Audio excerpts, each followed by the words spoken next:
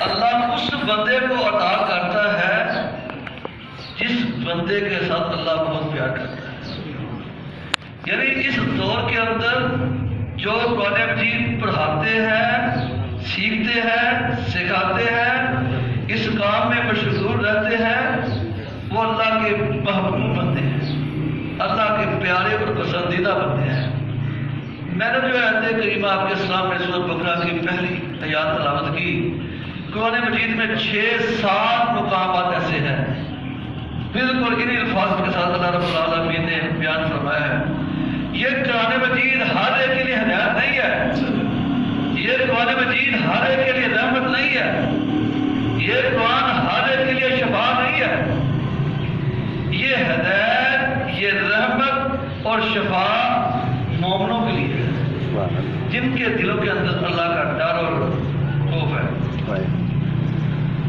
اور جو جتنے بھی اس دور کے بڑے بڑے مفکر گزرے ہیں، یہ 300 سال کا جو عرصہ ہے نا، مسلمان بہت مغلوب ہے، علمی طور پر، فکری طور پر، معاشی طور پر، سیاسی طور پر ہم یتیم ہیں.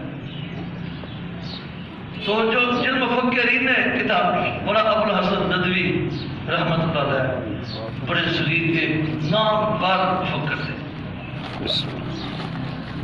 وہ اپنے جیسا کہ شہزادہ صاحب کبھی ماشاءاللہ بڑا ہی مدلل انداز میں کئی تفسیروں کی روشنی میں اپنے آسان الفاظ میں ترجمہ فرما رہے تھے. اللہ ان کی محنت کو قبول فرمائے، ان کے عمل میں برکت فرمائے. تو ابو الحسن ندوی رحمۃ اللہ علیہ بیان کرتے ہیں کہ اس موجودہ دور میں جو سب سے بڑا فتنہ ہے وہ مادہ پرستی ہے. مادہ پرستی کیا ہے؟ جو بھی آپ نے سبق کے اندر ججا صاحب نے بڑے ہی شاندار انداز میں بیان کیا کہ اس وقت جو مقابلہ ہے نا، دیندار اور دنیا دار لوگوں کا ہے. دیندار سے مراد دین سے محبت کرنے والے، اللہ سے محبت کرنے والے، اللہ کی کتاب سے محبت کرنے والے، آخرت پر ایمان یقین رکھنے والے، اس کے برعکس دنیا دار ہے. یعنی ان دونوں کا مقابلہ ہے. ابو الحسن ندوی عرب کے اندر جامعہ ازہر، مدینہ یونیورسٹی، قطر کے اندر 10 منٹ چاندشاہ دیے. انہوں نے اس موضوع پر سورۃ کاف ہے وہ لیکچر کی صورت میں دیا. پھر عربی کے اندر وہ کتاب چھپی ہے، اردو کے اندر اس کا ترجمہ موجود ہے، الصراط بین الحق والباطل. اس میں لکھتا ہے کہ اس وقت ایمان اور مادیت کی کشمکش ہے. تو جو بندے جن کے دلوں کے اندر ایمان ہے، اللہ کا ڈر ہے، اللہ کا خوف ہے، اللہ انہیں قرآن مجید پڑھنے کی، سننے کی، سمجھنے کی توفیق دیتے ہیں. تو آپ اس دور میں مبارکباد کے مستحق ہیں کہ آپ اس دور میں قرآن مجید پڑھ کر سنتے ہیں. اور دوسری تیسری بات یہی تھی کہ دنیا کے اندر 2 قسم کے لوگ ہیں، ایک اللہ والے ہیں اور ایک یعنی اللہ کو ماننے والے، اللہ سے محبت کرنے والے، اللہ کے رسول پر ایمان رکھنے والے. اور آج مسلمانوں کے اندر جو ہم مسلمان اپنے کو کہتے ہیں تو ہم قرآن مجید سے بہت دور ہیں. اور آخری بات، اس دور کے سید قطب شہید رحمۃ اللہ علیہ، انہوں نے تفسیر لکھی جیل کے اندر، تفسیر فی ظلال القرآن. وہ وزیر تعلیم تھے مصر کے، اور یورپ کے اندر، امریکہ کے اندر انہوں نے تعلیم حاصل کی.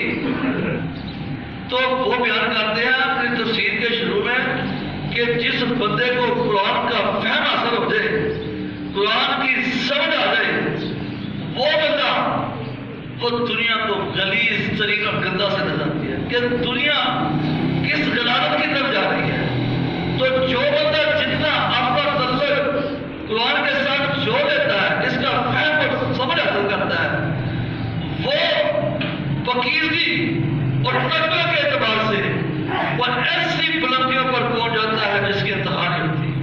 مطلب یہ ہے کہ جو بندہ جتنا تعلق اللہ کی کتاب کے ساتھ جوڑ لیتا ہے، تعلق سے مراد اسے پڑھتا ہے، سمجھتا ہے، سیکھتا ہے، اس کے لیے دوسروں کو دعوت دیتا ہے، وہ بندہ ایمان، تقوی، اخلاص اس کی بلندیوں تک پہنچ جاتا ہے۔ تو جو بندہ اس کو چھوڑ دیتا ہے وہ اتنا ہی پستیوں کی طرف، جہالت کی طرف، اندھیروں کی طرف چلا جاتا ہے۔ وہ کتاب بہت جواب تفسیر ہے، مثال ہے، انقلابی تفسیر ہے اس دور کے اندر، وہ ساری کی ساری تفسیر اسی چیز پر مشتمل ہے کہ باقیت پرستی اور ایمان کا کشمکش ہے۔ اس طرح ایک دوسرے حوالے کے تھے، مانچسٹر کے اندر استاد تھے، اس اسکول کے اندر، کالج کے اندر، اللہ تعالیٰ نے ان کو دین سیکھنے کی توفیق عطا فرمائی۔ ان کا قرآن کے ساتھ ایسا لگا ہوا، انہوں نے جو وہاں قرآن مجید کے متعلق شک و شبہات انہوں نے پیدا کیے تھے، انہوں نے اس کی ایک کتاب لکھی انگلش کے اندر، پھر اس کا ترجمہ خود ہی اردو کے اندر کیا۔ اس کا ترجمہ ہے بلاستوں کی دنیا میں قرآن کی عظمتیں، بلاستوں کی دنیا میں قرآن کی عظمتیں۔ انہوں نے 8-10 کتابیں لکھی، اور وہ جو کتابیں ہیں نا جو پاکستان کے فوج کے اندر بڑے بڑے افسر بنتے ہیں، ان کی کئی کتابیں وہاں پڑھائی جاتی ہیں۔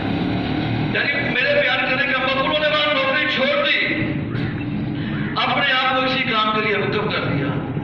تو جو تھوڑا بہت وقت نکالتے ہیں، اور قرآن مجید کی 5-6 مقامات آیات ہیں جن کا خلاصہ یہ ہے کہ اللہ تعالیٰ فرماتے ہیں کہ جن کے دلوں کے اندر دنیا کی محبت زیادہ ہے نا آگ کے مقابلے میں، وہ بندہ جہنمی ہے۔ اور جس کے دل کے اندر آخرت کی محبت، اللہ کی محبت، اس کے رسول کی محبت، اللہ کی کتاب کی محبت دنیا کے مقابلے میں زیادہ ہے، وہ بندہ پکا جلدی ہے۔ باقی انشاءاللہ جب کبھی پھر آنا ہوا تو اسی نقطے پر بات کریں گے، یعنی قرآن مجید میں وہ کون کون سے دلائل ہے کہ جس کے دل کے اندر دنیا کی محبت زیادہ ہے آخرت کے مقابلے میں وہ پکا جہنمی ہے۔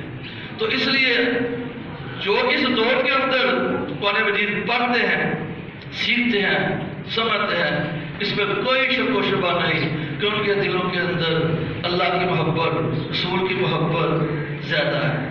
تو اللہ تعالیٰ حجاز صاحب کو بھی اور آپ سب ساتھیوں کو بھی اس پر استقامت عطا فرمائے، اور آپ کی اس عمل کو قبول فرمائے، اور آپ کے تمام حالاتوں کو جانب تمام احباب کو اللہ رب العالمین اس کام کے لیے منتخب فرما دے، پسند فرما دے، مجھے بھی اور آپ کو بھی۔